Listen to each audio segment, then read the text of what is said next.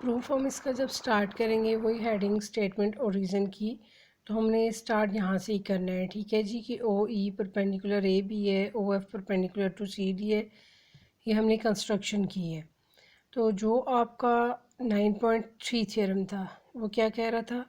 Perpendicular from centre of a circle bisect the chord. ठीक है, ये जो हमने पिछला थ्योरम किया था, perpendicular from the centre of a circle bisect the cord.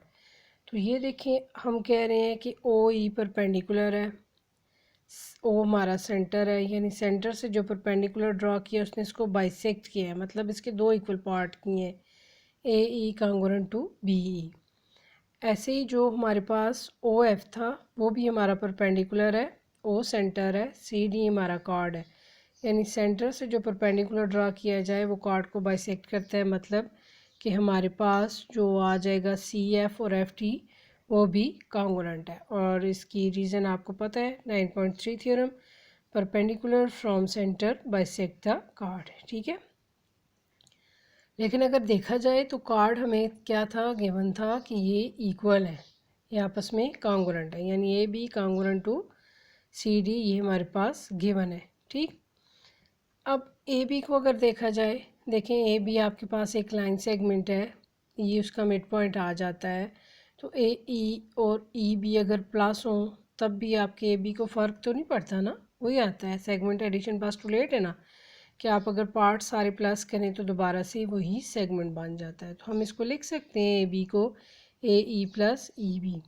ऐसे ही सी एफ और एफ डी भी प्लस होके क्या बनता है हमारे पास, सी डी। ठीक है, अब देखें बेसिक बात जो इसमें आपने देखनी है वो ये है कि हमें ट्रायंगल की करस्पॉन्डेंस लेने के लिए वन साइड कांगुरेंट चाहिए थी। अब आप देखें कंस्ट्रक्शन आपने अगर इधर की है तो आप ये वाले पार्ट इक्वल प्रूव कर लें, अगर ऊपर की है तो आप इन दोनों को इक्वल प्रूव करेंगे, यानी ए ई और सी एफ को। ठीक है, बेसिक जो इसका काम है वो यही है कि हमें वन साइड चाहिए थी और कंपैरिजन के लिए, करस्पॉन्डेंस के लिए।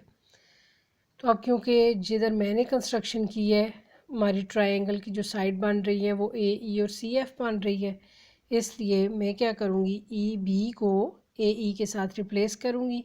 ऐसे ही इधर मुझे क्योंकि सी एफ चाहिए तो हम सी एफ को, एफ डी को सी एफ के साथ ही रिप्लेस करेंगे। ठीक है, क्योंकि हमें सी एफ चाहिए। ऊपर हम मेंशन कर चुके हैं कि ए ई कांगुरेंट है बी ई के और सी एफ कांगुरेंट है एफ डी के। कोई सा पार्ट भी आप ले लेंगे, मेजरमेंट उसकी उतनी ही है। अब जी इसके इस रीज़न भी इसकी मैंने यही दी है कि ये ऊपर हम मेंशन कर चुके हैं। अच्छा, अब सेम हो गया ए ई और ए ई, सी एफ और सी एफ, तो 2 टाइम ए ई प्लस होके क्या आ जाएगा, 2 मेजर ऑफ ए ई, और ऐसे ही आपका सी एफ 2 टाइम प्लस होके 2 मेजर ऑफ सी एफ। ठीक है, एडिंग इक्वल क्वांटिटीज़। अब क्योंकि हमें सिर्फ ए ई और सी एफ चाहिए था, 2 आपका दोनों साइड पे है तो डिवाइड करके इसको कैंसिल कर दें। अब जी आपके पास आ गया ए ई कांगुरेंट टू सी एफ। मैंने पहले इस थ्योरम से प्रूफ से पहले मैंने आपको बात समझा दी थी कि हमने बेसिकली ओ ई और ओ एफ को कांगुरेंट प्रूव करना है। देखा जाए तो ये इन ट्रायंगल की साइड बन रही हैं, हम डायरेक्ट कंपैरिजन से कर सकते थे, लेकिन कंपैरिजन में, करस्पॉन्डेंस में हमें क्योंकि 3 एलिमेंट्स कांगुरेंट चाहिए होते हैं, हमारे पास 2 थे और 1 हमने अभी प्रूव किया है। लास्ट में जस्ट आपने क्या करना है, ये दोनों ट्रायंगल्स हैं ओ ए ई और ओ सी एफ। ठीक है, इनका आपने करस्पॉन्डेंस लिया, ओ ए और ओ सी ये हमारी रेडियाई ऑफ सेम सर्कल है, यानी सर्कल में जितने भी रेडियस होंगे उनकी मेजरमेंट बराबर होगी। ओ ई और ओ एफ क्योंकि परपेंडिकुलर थे इसलिए यहाँ पे बनने वाले एंगल राइट हो गए।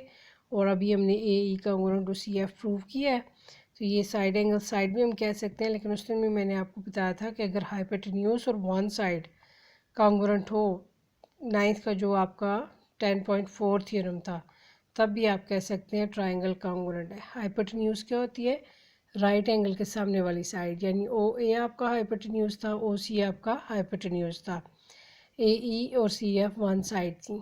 तो ये आपका एच एस थ्योरम अप्लाई हो गया। ठीक है, तो अब इसमें क्या रह गया, ओ ई कांगुरेंट टू ओ एफ। ठीक, ओ ई का मतलब है ओ का ई से डिस्टेंस, ई क्योंकि हमारे कार्ड का पॉइंट था, ओ एफ का मतलब है कि ओ का एफ से डिस्टेंस और एफ हमारे कार्ड का पॉइंट था। तो ये हमने प्रूव कर लिया कि जो आपके पास सेंटर है उसका दोनों कार्ड से जो डिस्टेंस है वो इक्वल है। ठीक है, तो आपने आखिर में मेंशन कर देना है कि ओ ई कांगोरेंट टू ओ एफ।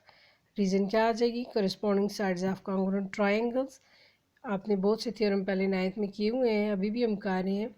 और रीज़न क्या होती है कि जब हम कंपेयर करते हैं, एक ट्रायंगल के भी 6 एलिमेंट होते हैं, दूसरे के भी 6 होते हैं, उनमें से एटलीस्ट अगर 3 कांगोरेंट आ जाए और उनमें एक साइड मस्ट है, ठीक है, तो वो आपकी ट्रायंगल्स कांगोरेंट होती हैं। तो ऑटोमेटिकली जो उनके रिमेनिंग पार्ट्स रह जाते हैं, कुछ साइड और एंगल, तो वो भी कांगोरेंट होते हैं, लेकिन कौन से, करस्पॉन्डिंग, मतलब जो सेम पोजीशन पे है।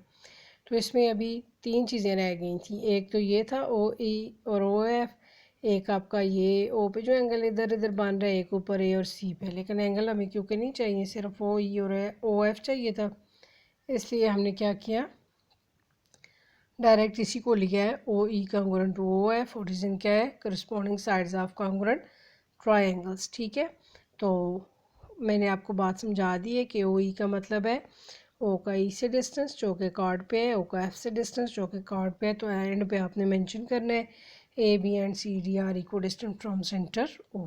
ठीक है जी, बुक पे ये थ्योरम है लेकिन वो कंफ्यूजिंग है, उसको आपने फॉलो नहीं करना जैसे मैंने अभी किया है। बिल्कुल ऐसे ही स्क्रीनशॉट लेके आपने ऐसे ही सॉल्व करना है और समझना है, क्योंकि दूसरा थ्योरम भी यही है, यानी जो इसका गिवन है वो उसका टू प्रूव है, तो उसमें फिर आप खुद कंफ्यूज हो जाएंगे। तो इसको अगर फॉलो करते हैं तो ये बहुत इजी और सिंपल वे से मैंने किया है। Okay, thank you, good bye 10th class.